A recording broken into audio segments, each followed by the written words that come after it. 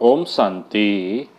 आज 1 सितंबर 2021 की मुरली में बाबा ने कहा, मीठे बच्चे, प्राण बचाने वाला प्राणेश्वर बाप आया है। तुम बच्चों को ज्ञान की मीठी मुरली सुनाकर प्राण बचाने। प्रश्न है आज की मुरली का, कौन सा निश्चय तकदीरवान बच्चों को ही होता है? उत्तर है, हमारी श्रेष्ठ तकदीर बनाने स्वयं बाप आए हैं। बाप से हमें भक्ति का फल मिल रहा है। माया ने जो पंख काट दिए हैं वह पंख देने, अपने साथ वापस ले जाने के लिए बाप आए हैं। यह निश्चय तकदीरवान बच्चों को ही होता है। गीत है आज का, ये कौन आज आया सवेरे सवेरे। अब सुनते हैं मुरली। ओम शांति। सवेरे सवेरे ये कौन आकर मुरली बजाते हैं?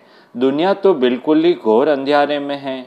तुम अभी मुरली सुन रहे हो ज्ञान सागर पतित पावन प्राणेश्वर बाप से। वह है प्राण बचाने वाला ईश्वर। कहते हैं ना, हे ईश्वर इस दुख से बचाओ।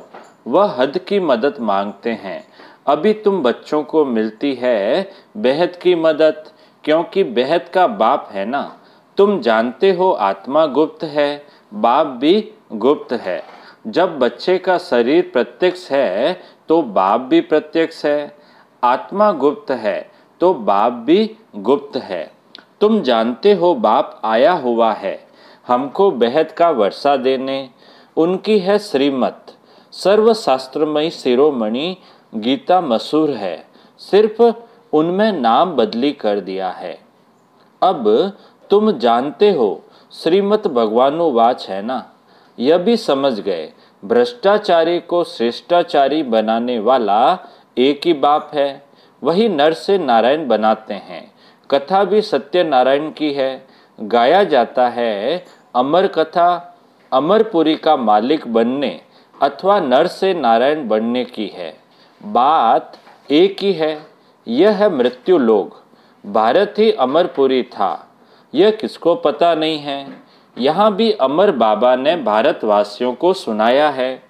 एक पार्वती व एक द्रौपदी नहीं है। यह तो बहुत बच्चे सुन रहे हैं। शिव बाबा सुनाते हैं ब्रह्मा द्वारा। बाप कहते हैं, मैं ब्रह्मा द्वारा मीठे मीठे रूहों को समझाता हूँ। बाप ने समझाया है बच्चों को आत्मा अभिमानी जरूर बनना है। बाप ही बना सकते हैं। दुनिया में एक भी मनुष्य मात्र नहीं जिसको आत्मा का ज्ञान हो। आत्मा का ही ज्ञान नहीं है तो परमपिता परमात्मा का ज्ञान कैसे हो सकता है? कह देते आत्मा सो परमात्मा। कितनी भारी भूल में सारी दुनिया फंसी हुई है। इस समय मनुष्यों की बुद्धि कोई काम की नहीं है, अपने ही विनाश के लिए तैयारी कर रहे हैं। तुम बच्चों के लिए यह कोई नई बात नहीं है। तुम बच्चों के लिए यह कोई नई बात नहीं है। जानते हो ड्रामा अनुसार उन्हों का भी पाठ है। ड्रामा के बंधन में बांधे हुए हैं। आजकल दुनिया में हंगामा बहुत है। आजकल दुनिया में हंगामा बहुत है। रोजाना हंगामा होते रहते हैं ना, न्यूज़ में आप देखते हैं, नई नई रोज इधर उधर हंगामा चलते रहते हैं। अभी तुम बच्चे हो विनाश काले प्रीत बुद्धि। जो बाप से विपरीत बुद्धि है उनके लिए विनसंती गाया हुआ है। अभी इस दुनिया को बदलना है। यह भी जानते हो बरोबर महाभारत लड़ाई लगी थी। बाप ने राजयोग सिखाया था। शास्त्रों में तो टोटल विनाश लिख दिया है, परंतु टोटल विनाश तो होना नहीं है। फिर तो प्रलय हो जाए, मनुष्य कोई भी न रहे, सिर्फ 5 तत्व रह जाए। ऐसे तो हो नहीं सकता। प्रलय हो जाए तो फिर मनुष्य कहाँ से आए? दिखाते हैं कृष्ण अंगूठा चूसता हुआ पीपल के पत्ते पर सागर में आया। बालक ऐसे आ कैसे सकता? शास्त्रों में ऐसी ऐसी बातें लिख दी है जो बात मत पूछो। अभी तुम कुमारियों द्वारा इन विद्वानों भीष्म पितामह आदि को भी ज्ञान बाण लगने हैं, वह भी आगे चलकर आएंगे। बाबा कहते हैं विद्वान है, भीष्म पितामह है आदि को भी ज्ञान बाण लगने हैं, वह भी आगे चलकर आएंगे। जितना जितना तुम सर्विस में जोर भरेंगे, बाप का परिचय सबको देते रहेंगे, उतना तुम्हारा प्रभाव पड़ेगा। हाँ, विघ्न भी पड़ेंगे, यह भी गाया हुआ है। आसुरी संप्रदाय के इस ज्ञान यज्ञ में बहुत विघ्न पड़ते हैं, तुम सिखला नहीं सकेंगे। ज्ञान और योग बाप ही सिखला सकते हैं। बाप को कब सर्वव्यापी माना जा सकता है क्या? तुम बच्चे समझते हो हम पारस बुद्धि बन पारसनाथ बनते हैं।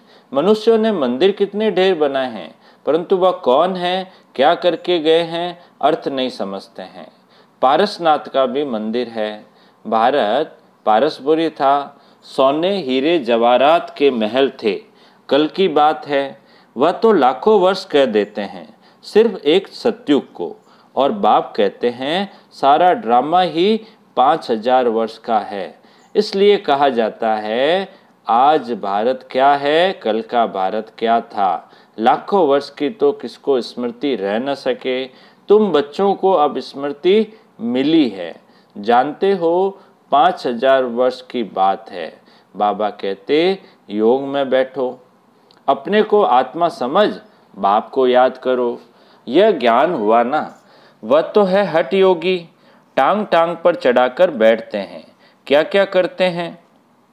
तुम माताएं तो ऐसे कर नहीं सकती, बैठ भी न सको। कितने ढेर चित्र भक्ति मार्ग के हैं। बाप कहते हैं मीठे बच्चे, ये कुछ करने की तुमको दरकार नहीं है। स्कूल में स्टूडेंट कायदेशीर तो बैठते हैं, बाप वह भी नहीं कहते। जैसे चाहो वैसे बैठो, बैठकर थक जाओ तो अच्छा लेट जाओ। बाबा कोई बात में मना नहीं करते हैं, यह तो बिल्कुल सहज समझने की बात है। इसमें कोई तकलीफ की बात नहीं। भल कितना भी बीमार हो सकता है सुनते सुनते शिव बाबा की याद में रहते रहते प्राण तन से निकल जाए। गाया जाता है ना, गंगा जल मुख में हो तब प्राण तन से निकले। वह तो सब है भक्ति मार्ग की बातें, वास्तव में है ये ज्ञान अमृत की बातें। तुम जानते हो सचमुच ऐसे ही प्राण तन से निकलने हैं। तुम बच्चे आते हो तो हमको छोड़कर जाते हो। बाप कहते हैं हम तो तुम बच्चों को साथ ले जाऊंगा। मैं आया ही हूँ तुम बच्चों को घर ले जाने के लिए। तुमको न अपने घर का पता है न आत्मा का पता है। माया ने बिल्कुल ही पंख काट डाले हैं, इसलिए आत्मा उड़ नहीं सकती है, क्योंकि तमो प्रधान है। जब तक सतो प्रधान न बने तब तक शांति धाम में जा कैसे सकती। यह भी जानते हैं ड्रामा प्लान अनुसार सबको तमो प्रधान बनना ही है। इस समय सारा जाड़ जड़ जड़ीभूत हो गया है। यहाँ किसकी तमो प्रधान अवस्था सतो प्रधान अवस्था हो न सके। यहाँ आत्मा पवित्र बन जाए तो फिर यहाँ ठहरे नहीं, एकदम भाग जाए। सब भक्ति करते ही हैं मुक्ति के लिए, परंतु कोई भी वापस जा नहीं सकते। लो नहीं कहता। बाप ये सब राज बैठ समझाते हैं धारण करने के लिए। फिर भी मुख्य बात है बाप को याद करना, स्वदर्शन चक्रधारी बनना। बीज को याद करने से सारा झाड़ बुद्धि में आ जाएगा। तुम 1 सेकंड में सब जान लेते हो। दुनिया में किसको भी पता नहीं। मनुष्य सृष्टि का बीज रूप सभी का एक बाप है। कृष्ण भगवान नहीं है। कृष्ण को ही श्याम सुंदर कहते हैं। ऐसे नहीं कि कोई तक्षक सर्प ने डसा तब काला हुआ। यह तो कामचिता पर चढ़ने से मनुष्य काला होता है। राम को भी काला दिखाते हैं। उनको भला किसने डसा, कुछ भी समझते नहीं। फिर भी जिनकी तकदीर में है, निश्चय है तो जरूर बाप से वर्षा लेंगे। निश्चय नहीं होगा तो कभी भी नहीं समझेंगे। तकदीर में नहीं है तो तदवीर भी क्या करेंगे। तकदीर में नहीं है तो फिर वह बैठते ही ऐसे हैं जैसे कुछ भी नहीं समझते हैं। इतना भी निश्चय नहीं कि बाप आए हैं बेहद का वर्षा देने। जैसे कोई नया आदमी मेडिकल कॉलेज में जाकर बैठे तो क्या समझेंगे? कुछ भी नहीं। यहाँ भी ऐसे आकर बैठते हैं। इस अविनाशी ज्ञान का विनाश नहीं होता है। वह फिर क्या आकर करेंगे? राजधानी स्थापन होती है तो नौकर चाकर, प्रजा, प्रजा के भी नौकर चाकर सब चाहिए ना। आगे चल कुछ पढ़ने की कोशिश करेंगे, परंतु है मुश्किल, क्योंकि उस समय बहुत हंगामा होगा। दिन प्रतिदिन तूफान बढ़ते जाते हैं। इतने सेंटर्स है, कई आकर अच्छी रीति समझेंगे भी। यह भी लिखा हुआ है, ब्रह्मा द्वारा स्थापना, विनाश भी सामने खड़ा है। विनाश तो होना ही है। कहते हैं जन्म कम हो, परंतु झाड़ की वृद्धि तो होनी ही है। जब तक बाप है तब तक सब धर्म की आत्माओं को यहाँ आना ही है। जब जाने का समय होगा तब आत्माओं का आना बंद होगा। अभी तो सबको आना ही है, परंतु ये बातें कोई समझते नहीं। कहते भी हैं भक्तों का रक्षक भगवान, तो जरूर भक्तों का आपदा आती है, तो जरूर भक्तों पर आपदा आती है। रावण राज्य में बिल्कुल ही सब पाप आत्मा बन पड़े हैं। रावण राज्य है कलयुग अंत में, राम राज्य है सतयुग आदि में। इस समय सब आसुरी रावण संप्रदाय है ना। कहते हैं फलाना स्वर्गवासी हुआ, तो इसका मतलब यह नरक है ना। स्वर्गवासी हुआ तो अच्छा नाम है। यहाँ तब क्या था? जरूर नरकवासी था। यह भी समझते नहीं कि हम नरकवासी है। अब तुम समझते हो बाप ही आकर स्वर्गवासी बनाएंगे। गाया भी जाता है हेवनली गॉड फादर, वही आकर हेवन स्थापन करेंगे। सभी गाते रहते हैं पतित पावन सीताराम। हम पतित हैं, पावन बनाने वाले आप हो। वह सब है भक्ति मार्ग की सीताएं। बाप है राम, किसको सीधा कहो तो मानते नहीं, राम को बुलाते हैं। अभी तुम बच्चों को बाप ने तीसरा नेत्र दिया है, तुम जैसे कि अलग दुनिया के हो गए हो। बाप समझाते हैं अभी सबको तमो प्रधान भी जरूर बनना है, तब तो बाप आकर सतो प्रधान बनाएंगे। बाप कितना अच्छी रीति बैठ समझाते हैं। कहते हैं भल तुम बच्चे सर्विस भी अपनी करते हो, सिर्फ एक बात याद रखो। क्या? बाप को याद करो। सतो प्रधान बनने का और कोई रास्ता बता न सके। सर्व का रूहानी सर्जन एक ही है, वही आकर आत्माओं को इंजेक्शन लगाते हैं, क्योंकि आत्मा ही तमो प्रधान बनी है। बाप को अविनाशी सर्जन कहा जाता है। आत्मा अविनाशी है, परमात्मा बाप भी अविनाशी है। अभी आत्मा सतो प्रधान से तमो प्रधान बनी है, उनको इंजेक्शन चाहिए। बाप कहते हैं बच्चे अपने को आत्मा निश्चय करो और अपने बाप को याद करो। बुद्धि योग ऊपर में लगाओ तो स्वीट होम में चले जाएंगे। तुम्हारी बुद्धि में है, अभी हमें अपने स्वीट साइलेंस होम में जाना है। अच्छा अच्छा बाप दादा बोले, मीठे मीठे सिकिलदे बच्चों प्रति मात पिता बाप दादा का याद प्यार और गुड मॉर्निंग। रूहानी बाप की रूहानी बच्चों को नमस्ते। हम रूहानी बच्चों की रूहानी बाप दादा को याद प्यार, गुड मॉर्निंग और नमस्ते नमस्ते नमस्ते। सदा रहेंगे हंसते हंसते, बन जाएंगे फरिश्ते। वाह बाबा वाह, वाह मेरा भाग्य। अब पूरी मुरली में से जो मुख्य धारणा के लिए सार है, उसमें पहला पॉइंट, ज्ञान और योग से बुद्धि को पारस बनाना है। कितना भी बीमार हो, तकलीफ हो, उसमें भी एक बाप की याद रहे। दूसरा पॉइंट है धारणा का, अपनी ऊंची तकदीर बनाने के लिए पूरा पूरा निश्चय बुद्धि बनना है। बुद्धि योग अपने स्वीट साइलेंस होम में लगाना है। अब मीठे बाबा का मीठा मधुर वरदान है, सदा कंबाइंड स्वरूप की स्मृति द्वारा मुश्किल कार्य को सहज बनाने वाले डबल लाइट भाव। सदा कंबाइंड स्वरूप की स्मृति द्वारा मुश्किल कार्य को सहज बनाने वाले डबल लाइट भव विस्तार है। जो बच्चे निरंतर याद में रहते हैं वे सदा साथ का अनुभव करते हैं। उनके सामने कोई भी समस्या आएगी तो अपने को कंबाइंड अनुभव करेंगे, घबराएंगे नहीं। कंबाइंड अनुभव करेंगे, घबराएंगे नहीं। ये कंबाइंड स्वरूप की स्मृति कोई भी मुश्किल कार्य को सहज बना देती है।